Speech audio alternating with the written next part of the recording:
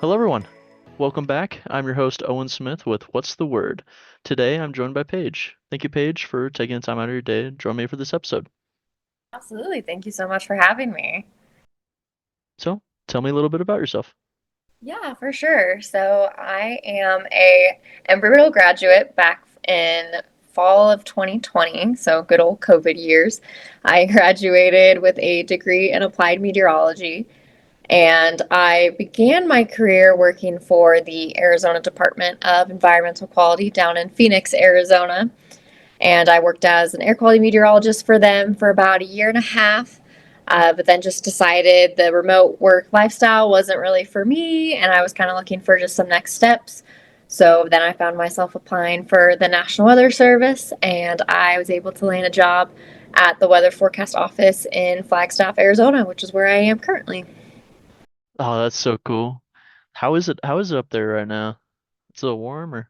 It's definitely been on the warm side, at least for this time of year. It has been a very mild winter, which I'm appreciating. After having two winters with well over 100 inches of snow, I have enjoyed the fact that we've had maybe like 5 or 6 inches so far. I'm like, I needed a break. So I'm okay with it. Yeah, shoot.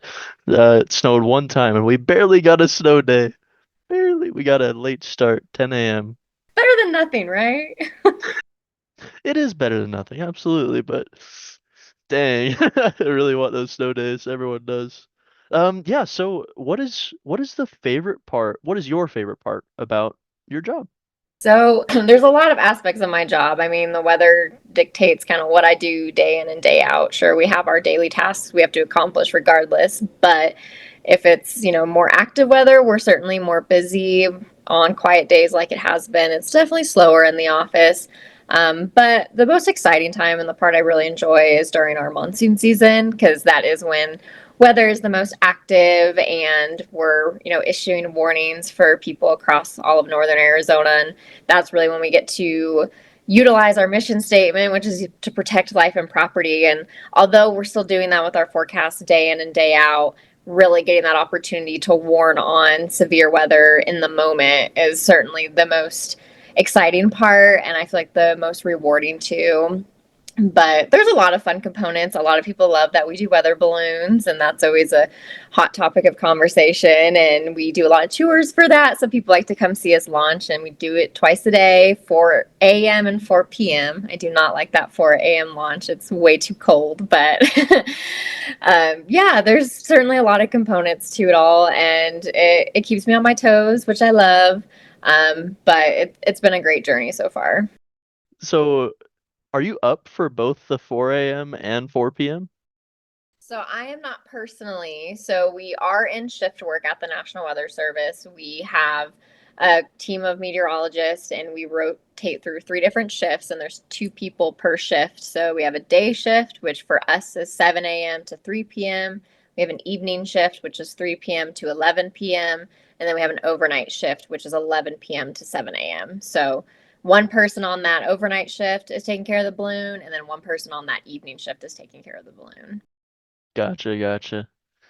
So, what is day in the life? Tell me about it. Yeah, so kind of a day in the life. Definitely also depends on, again, my schedule, what things are happening. And so if I'm working a day shift, chances are I will be doing a forecast package. So that's that gridded forecast that most people are familiar with, whether if they've gone to like weather.gov before and typed in their city or area and gotten their forecast there. That forecast comes from what we create. And so we create that forecast, we write a discussion based on that. So there's a little bit more intel into like why the weather is doing what it's doing. And we also write TAFs, or they're called terminal airdrome forecasts. And so those are for a lot of the airports that are across northern Arizona. So we do our TAFs for the Prescott Airport, we do Sedona, Flagstaff, Williams, Grand Canyon, and also up in Paige, Arizona. So updating those every 6 hours. We're writing forecast discussions for aviation. We do fire weather forecasting every day. And if there's ongoing prescribed burns or wildfires, we also can do specialized forecasts for those specifically so they can get really detailed information just for their localized area. We take any media calls that come through. We send out partner emails to emergency managers, Forest Service members, just anyone that is collaborating with the National Weather Service. We do what we can to make sure they stay in the loop. And then we're also monitoring social media, which is a lot of where our public gets the information. They enjoy our social media posts on Facebook and X. And so we do our best to keep those updated throughout the day for people that don't want to go to our website because we unfortunately do not have an app. And I know nowadays people prefer to just get something quick and easy from an app. So since we don't have that, we try to offset it with social media. But certainly a lot that we do. And again, it kind of just, the weather still really dictates how our day goes, but more or less, that's kind of the day in the life. Dang, that's a lot. You're doing a lot today. You kind of answered my next question with how you tie writing in. Um, do you have anything else you'd like to say about that? Yeah, I could tie in a little bit. As far as the writing goes, that's as much as it seems like kind of a given with meteorology, I will say it's not something I thought about going into the degree field, and primarily because it wasn't something that was heavily taught. And we always discussed our forecasts, but we never directly wrote them out. So it was kind of a culture shock in a way when I started at ADQ first, and I was getting spun up on how to create my forecast, and they're like, okay, now write your discussion. I was like, oh, okay. I mean, I guess I can do that. It's just like talking through it, but it was just a component I had never worked through yet. And so that was where I feel like I did a lot of my learning with writing forecast discussions. And that quickly just became the new norm. And I was doing that every single day. And then when I got to the National Weather Service, it was taken to a whole extra level because it's not only a forecast discussion, there's an aviation discussion, there's a fire weather discussion. So it's different writing styles depending on the product we're working with and also depending on who we're talking to, because in our forecast discussions we want to be use plain language because obviously meteorology can get very scientific, but the public doesn't really care about all that scientific terms. They just, they want to learn something, but they also want to understand what they're reading.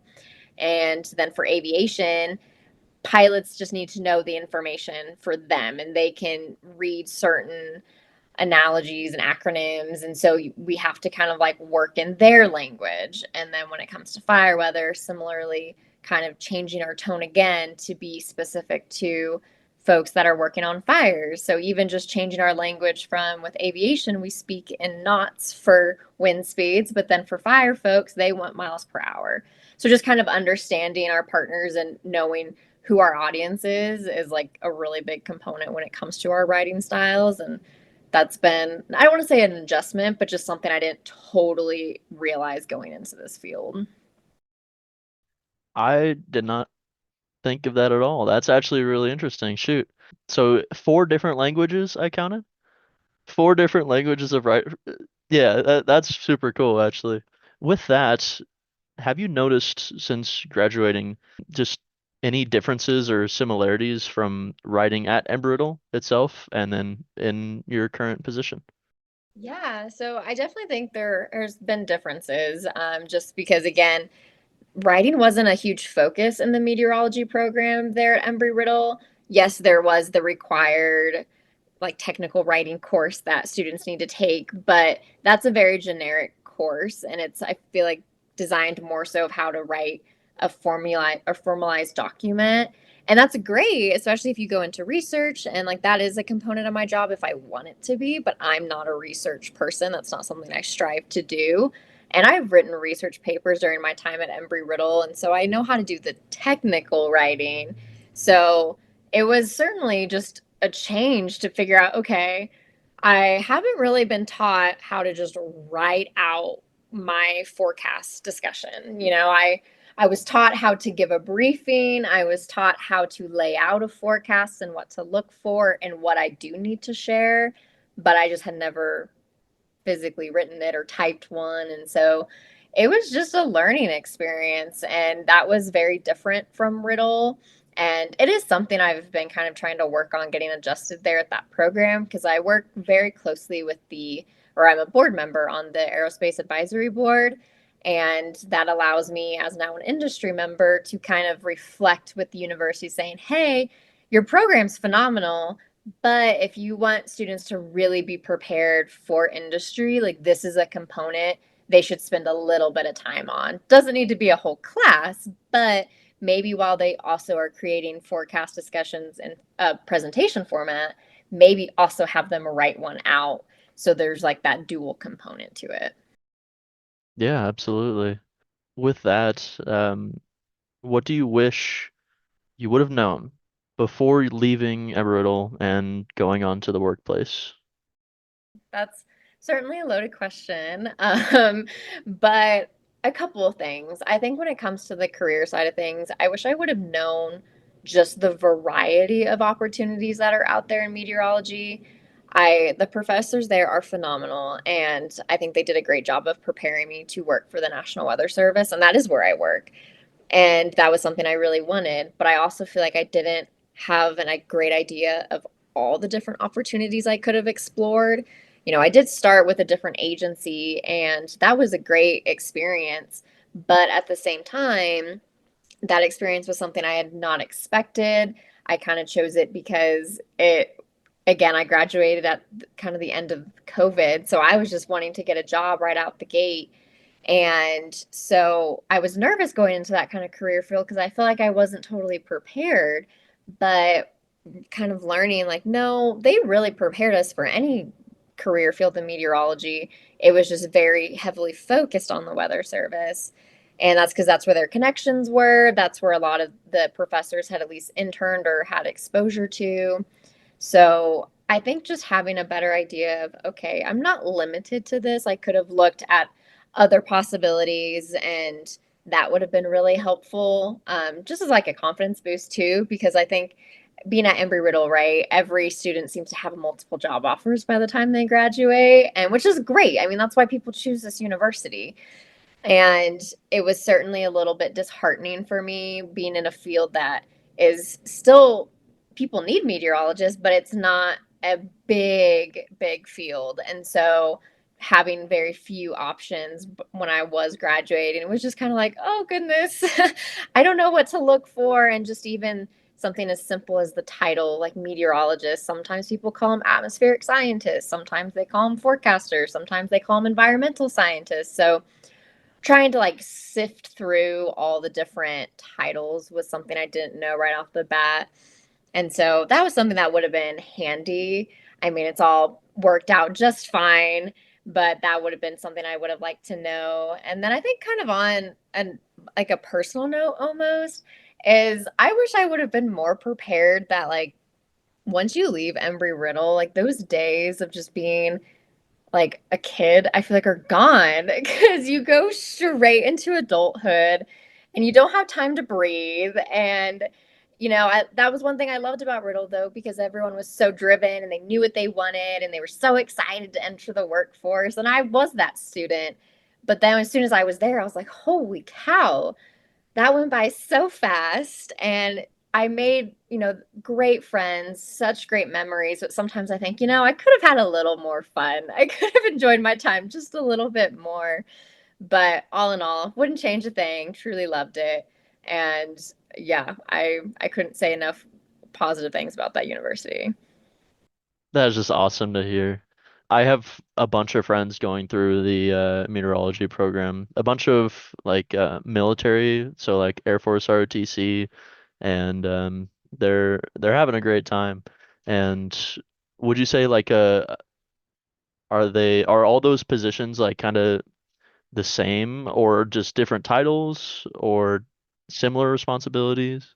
Certainly similar, but it also kind of just depends where you end up and what a company's needs are, especially with like military route, weather forecast officers, like they're going to be a little bit more focused on certain flight plans, especially if they're in the Air Force, they're going to be working directly with folks that are flying planes. So they'll be a little bit more aviation focused. And then similarly, I guess if you go into work for an airline, just as a private meteorologist, you're going to be more aviation focused. If you go into the weather service, you have a wide range, but then there's also Forest Service members that are meteorologists, so they're like really focused on fire. There's been a lot of push in the private sector world, and so like coding has become really big in meteorology and being able to understand how to write programs that can manipulate weather data and then also just like digest it in different formats and create fun graphics for people to understand because everyone wants to be able to look at just one picture and get, everything in one. And so that's become like a really big component as well. There's meteorologists that focus strictly on environmental concerns. Then there's meteorologists that go straight into research. So there's a lot of components you can take. And I think every meteorology job has the same foundation, but it's more along the lines of what you end up focusing on. So, like right now, I feel like I'm still kind of in the broad sense. I'm still learning the ropes. I'm learning what I like and what I don't like.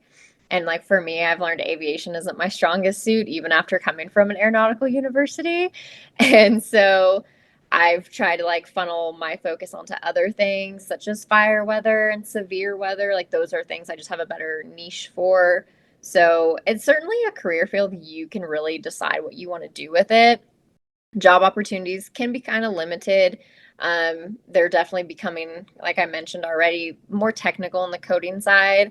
So that's another thing that was a little bit of a shocker, just because it wasn't a big focus there at Embry-Riddle, because it's not a requirement to obtain a meteorology degree. But just with the way things are going in our world in general, like technology has become a really big part. And so having that understanding of coding in any type of language is beyond beneficial. But yeah, so it's something, you can make what you want out of it for sure. I mean, ROTC kids might have a little bit more of a focused route just because of the military background, but they're still going to utilize weather in a variety of components. Yeah, absolutely.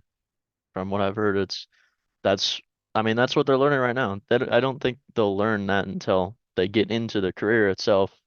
They're still going through the courses. And when we got one last question for you, we like to ask near the end of each of our podcast interviews, and that's, well, what advice do you have for current students, both meteorology and, well, just generally at Embry-Riddle?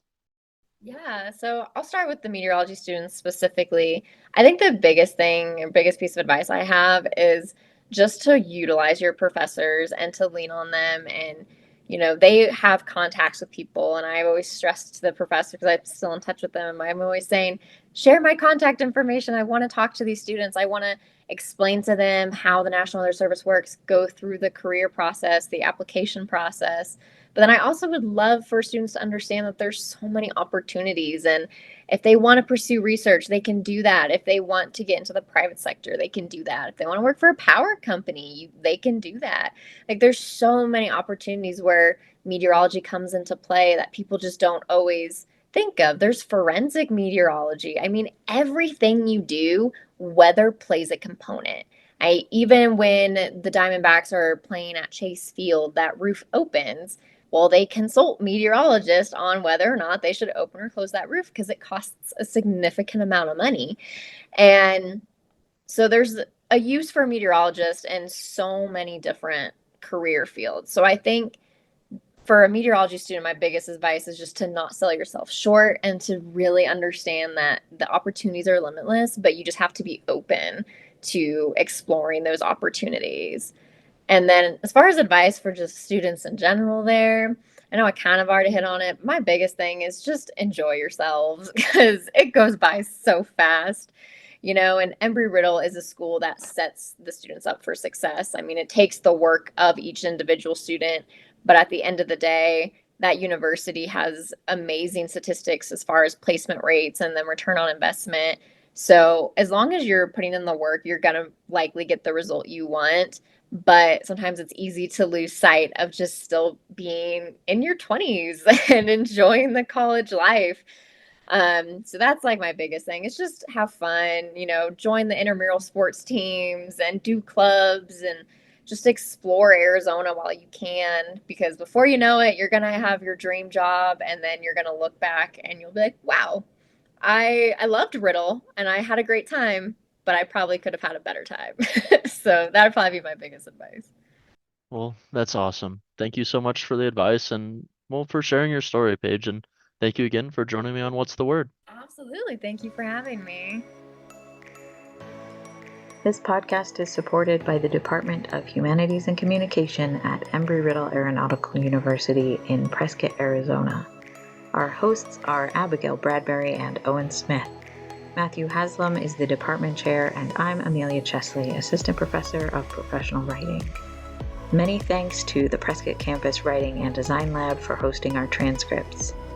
The intro and outro music is Wanderer by Alex. You can find us where most podcasts are found, and please do reach out if you are a Prescott Campus alum. We'd love to feature you in a future episode.